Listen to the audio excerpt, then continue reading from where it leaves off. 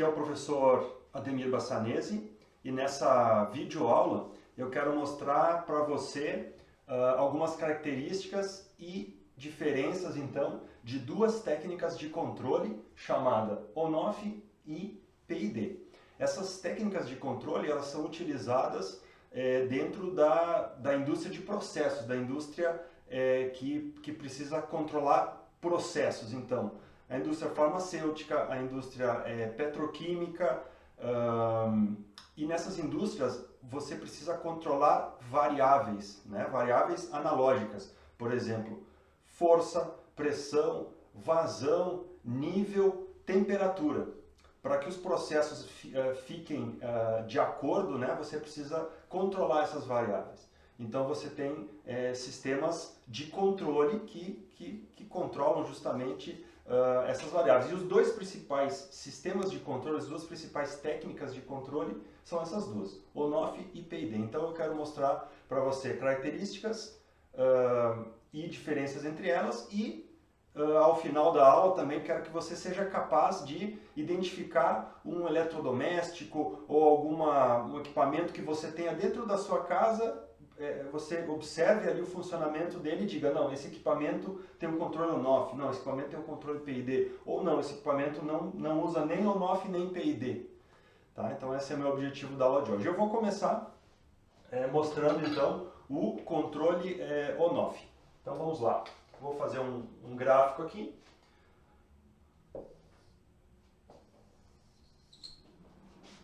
Então digamos que eu tenha que controlar, por exemplo, a temperatura de um equipamento que eu tenho em casa, do aquário, lá que eu tenho meus peixinhos, eu quero controlar a temperatura do aquário. Então, eu tenho aqui um gráfico, ao longo do tempo, eu preciso controlar a minha temperatura. E eu quero controlar a temperatura num valor específico, né? Então, esse valor específico de controle, ele chama-se set point. Então, eu tenho aqui um valor de set point. Tá? E nessa técnica de controle on-off, eu vou ter outros dois valores aqui. Eu vou ter um valor de esterese superior, que eu vou chamar aqui de HS, e vou ter um valor de esterese inferior, que eu vou chamar de HI. Então, além disso, eu vou ter uma saída de controle aqui, né? Um elemento que possa, no caso da água, aquecer a água, né? Porque ali a temperatura dos peixinhos, elas, digamos que eu queira trabalhar ali, sei lá, 30 graus, e aí a temperatura ambiente ela vai ser menor do que esse valor que eu quero. Então eu vou colocar um elemento que vai aquecer a água para chegar nos 30 graus que eu quero. Então eu vou ter um elemento de controle aqui, a minha saída. No caso, uma resistência. Né? A resistência vai fazer esse papel de aquecer a água. Muito bem. E eu vou ter um sensor de temperatura para estar medindo essa água, a temperatura dessa água constantemente. E aí tem um primeiro conceito aqui interessante, né? Tanto o controle on-off quanto o controle PID, eles trabalham em malha fechada, né? Então, aqui, ó. Malha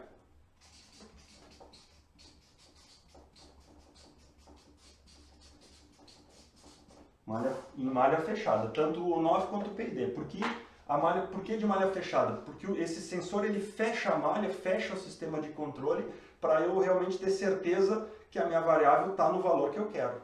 Né? Outros sistemas que não possuem esse sensor, né, que checa o valor dessa variável que eu quero, né, eles trabalham em malha aberta e aí não é um sistema de controle, né? Fica aproximado, né? Bom, vamos lá, vamos voltar aqui ao on-off. Então, quando eu habilitar o controle, aliás, antes de habilitar o controle, eu tenho um valor que eu quero e eu tenho a esterese superior e a esterese inferior. Então, o que esse sistema de controle, vai fazer? Vai ser manter a temperatura dentro dessa faixa que é o meu valor alvo aqui. Tá? Então, vamos lá. Quando eu habilitar o sistema de controle, digamos que a temperatura esteja abaixo do que eu quero aqui. Então, ele automaticamente vai ligar a saída, né? Vai ligar a saída que é a resistência, então ela vai aquecer a água e a água vai aumentar a sua temperatura. Então, quando a água aumentar, ela vai passar aqui do esterese inferior, vai passar do set point, quando ela chegar no set point superior, aí o sistema vai perceber isso e vai desligar a saída. Então, eu vou desligar a saída e aí automaticamente a temperatura vai baixar. Por quê? Porque a temperatura interna, né, do ambiente está menor do que a temperatura interna da água, então vai perder caloria e a temperatura vai baixar. Quando a temperatura baixar do valor de set point menos a esterese inferior, o meu sistema vai perceber e vai mandar ligar a saída, fazendo com que a água aqueça novamente. E assim sucessivamente. Ou seja, essa aqui é a curva tradicional de um sistema on-off, né? Ou seja, por que on-off? Então agora a gente consegue perceber exatamente isso. Porque a saída ela fica ligando e desligando conforme o valor que eu quero. Tá? Que mais? Esse valor aqui de temperatura, ele tem um nome. Esse valor chama-se PV, que é o Process Value, é o valor de processo lá, no caso aqui, medido pelo sensor de temperatura. Então, resumindo, né? Controle on-off. Eu tenho um set point, eu tenho um valor de esterese superior, um valor de esterese inferior, e conforme o meu process value, o valor que eu quero, se ele está abaixo ou acima desses níveis, eu vou ligar ou desligar a saída para manter esse valor dentro dessa faixa que eu quero. Muito bem, vamos lá, vamos seguir adiante agora e falar sobre o controle PID.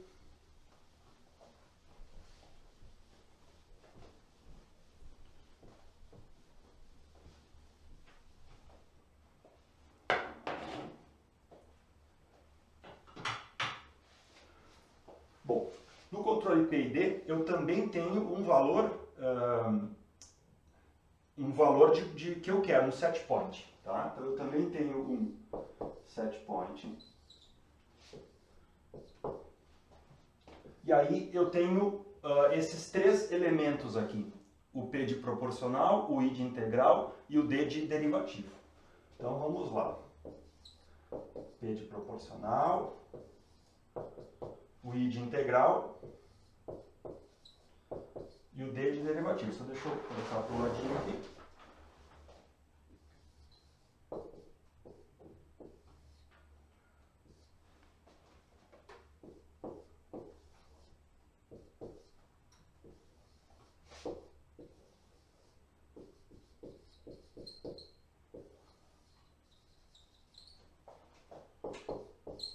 Então, basicamente, um bloco de controle PID, ele tem essa cara aqui, tá? Então, eu tenho um valor de set point, que é o valor que eu quero. Aqui eu tenho um ponto de soma com realimentação negativa, sempre desta forma. Eu tenho o PV, que vem de um sensor, e esse sensor vem lá da minha planta, lá do meu processo. E eu tenho um bloco aqui com os três elementos, proporcional, integral, derivativo. Então, constantemente esse bloco, né? Esse é um bloco, ele faz uma conta, né? Ele atualiza o valor de saída aqui, que é chamado de MV, né? De forma cíclica. Então, ciclicamente, né? Em intervalos de tempo, o sistema vai perceber que temperatura que está, vai fazer uma comparação com a temperatura que eu quero e aí vai atualizar por uma conta matemática aqui o próximo valor controlado. E aqui eu tenho algo importante que é o quê? Que é o erro. O que é o erro? É o set point menos o PV. E qual que é a intenção, né, do bloco PID? É que o erro seja zero. Eu quero erro zero, ou seja, se eu quero 30 graus, eu quero que lá na saída eu tenha 30 graus, que eu controle em 30 graus. Essa é a minha intenção, então. Tá? Muito bem. Vamos falar do PID, né? O P é um valor constante, aqui. Tá? Então, digamos que se eu não tivesse nem o I nem o D, tivesse só o valor constante P ali, tá? Ou KP, né? Então, ou seja, quanto maior o erro, maior é a minha saída. Quanto menor o erro, menor é a minha saída. E aí, se eu trabalhar só com um valor proporcional, vai acontecer algo semelhante a isso aqui. Eu vou ter o meu set point aqui e quando eu habilitar o controle somente com proporcional, eu vou ter algo assim. Essa é a característica. Ou seja, em regime permanente aqui, eu vou ter um erro aqui, ó, em regime permanente. Por que isso? Porque imagina se eu chegasse no valor que eu quero, o erro seria zero. Zero vezes qualquer coisa é zero. E aí eu tenho zerado a minha saída. Se eu tenho zerado a minha saída, a minha temperatura aqui, por exemplo, vai cair. Então, para eu manter uma ação lá no meu atuador, eu tenho que ter um erro em regime permanente. E aí, só o proporcional não é o suficiente para eu controlar a minha variável. Eu preciso ter o valor integral. Então, o que é o valor integral? Se o erro é constante, o valor de saída aqui, ele vai crescendo aqui. Tá? Então, cada um desses elementos do PID, eu tenho uma saída aqui. Eu tenho a saída em virtude do cálculo do proporcional, eu tenho uma saída aqui em virtude do cálculo do integral e eu tenho uma saída em virtude do cálculo do derivativo. E essas três saídas, elas somam e fazem a saída do controlador lá para a minha variável. Tá? Então, muito bem. Vamos imaginar que o erro seja constante. A saída do integral ela sempre vai crescer, porque o integral ele vai somando esse erro, né? Ele vai somando e vai crescendo. Então, para que ele serve o integral? Né? Ele serve para eliminar esse erro em regime permanente. Essa é a principal função do integral.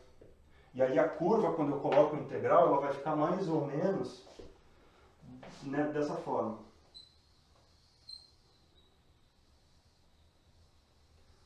Então eu vou ter aqui um período que a gente chama de transitório. E aqui, desculpem.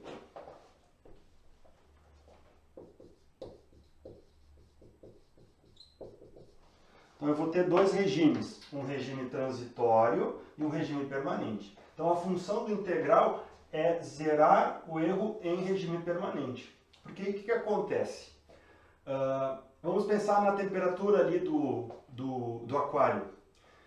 Para eu manter nos 30 graus, né, quando que a temperatura ela vai ficar estável? Quando a mesma quantidade de calorias eu colocar para dentro é a mesma quantidade de calorias que está saindo para fora do aquário.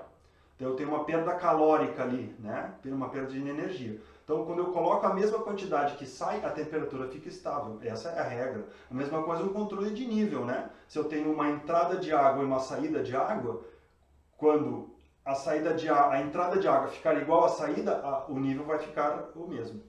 Então vai permanecer estável. Então aqui, quando eu estiver em regime permanente, eu só vou colocar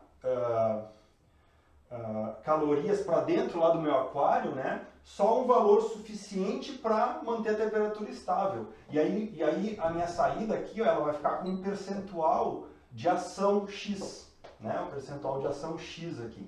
E esse percentual vai ser praticamente o que o integral está dando aqui na saída. Porque se o erro está zero vezes o KP, a saída vai ser zero. Então, em regime permanente vai permanecer só o integral agindo lá sobre o processo. Tá, Ademir, mas aí eu já errei, já zerei o meu erro. Para que serve o derivativo, né? Então, o que é o derivativo? O derivativo é a derivada. A derivada ela é quanto maior for a diferença entre uma leitura e outra, maior é a ação derivativa. a diferença. Então, o que acontece? Digamos, eu sempre dou esse exemplo, digamos que eu esteja com uma esteira transportando e um sistema controlando a velocidade da esteira. Aí um robô vem e coloca uma caixa pesada em cima da esteira. O que vai acontecer com a velocidade? A velocidade vai cair automaticamente. E aí eu preciso, bruscamente, né? A velocidade vai cair bruscamente. Então eu preciso ter um sistema de controle que meça essa alteração brusca da velocidade e haja de forma rápida para repor essa velocidade. Então o derivativo ele faz isso.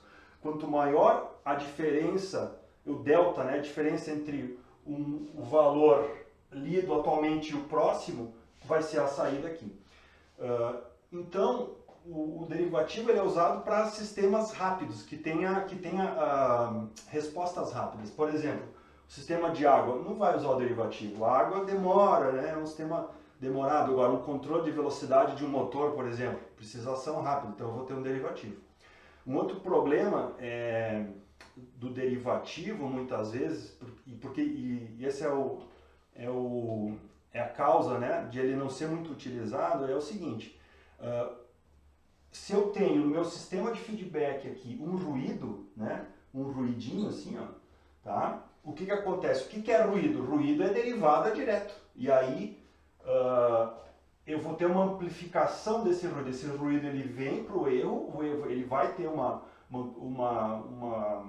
porque o setpoint é constante, porém vem um sinal de ruidoso aqui no sensor, o erro vai ser ruidoso. Com uma amplitude menor, mas vai ter. E aí a derivada aqui vai amplificar esse erro. E se ele amplificar, ele começa a bagunçar a minha saída aqui, tá? E aí se bagunçar a minha saída, eu posso ter algo assim, por exemplo, né? E que fique muito instável o processo, tá? Então, por isso que muitas vezes não é utilizado o derivativo muito. Então, resumindo aqui, tá? Um controle PID, eu tenho um setpoint, eu tenho um process value através da medição de um sensor vindo lá do meu processo. Constantemente esse bloco ele está sendo analisado e sendo checado o erro, né? A diferença entre o que eu quero e onde eu estou. Constantemente isso é checado, isso aqui chama-se erro. O erro multiplica esses três fatores aqui, né, o PID, e é feito um cálculo da minha ação. E a ação vai procurar sempre manter em regime permanente o erro zerado. Uma coisa importante, né? Aliás, duas coisas importantes para eu finalizar a aula aqui. Primeira delas, os valores que eu utilizo de PID determinam essa resposta do processo. Então, a gente chama que o processo tende a controlar, né, a ir para o controle, né, dessa forma que eu mostrei, ou de uma forma mais amenizada, assim, passa um pouquinho e depois vai. Então, quando isso acontece, a gente diz que o bloco está sintonizado, a planta está sintonizada. Então, para chegar nesses valores, né, existem algumas teorias, né, que falam disso, e existem softwares também próprios para que você coloque esse bloco todo e faça simulações para achar os valores ideais de PID. Tá? E outra coisa importante que eu quero, então, para finalizar aqui, é o seguinte: independente se eu estiver usando controle on-off ou PID, uma coisa que é super importante é a calibração aqui do meu sensor.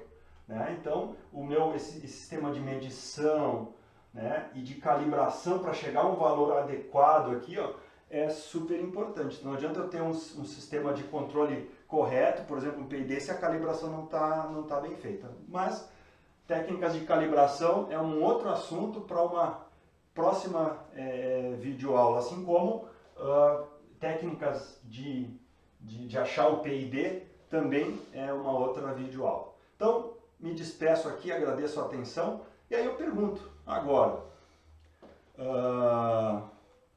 aquele meu, sei lá, geladeira que eu tenho em casa, geladeira que você tem em casa, que tipo de controle é lá na geladeira? É on-off ou é PID?